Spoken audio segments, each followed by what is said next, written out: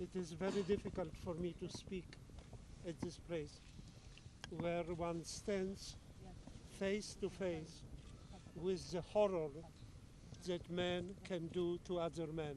Veoma je teško za mene da stojim na ovom mjestu gdje kao jedna osoba stoji lice u lice sa hororom koji jedan čovjek može da učini drugom čovjeku.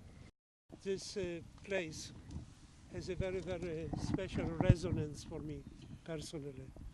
Ovo mjesto ima za mene poseban značaj, lično. Because it looks a little bit like the place in a quarry where they were cutting stone, not far from a city where I spent my warriors in a city called Częstochowa in Poland. Jer me posjeća na mjesto gdje je bio kamenolom u Poljskoj, gdje sam proveo svoje djetinjstvo u jednom sličnom logoru za vrijeme Drugog svjetskog rata, where my mother was killed. kada je moja majka ubijena.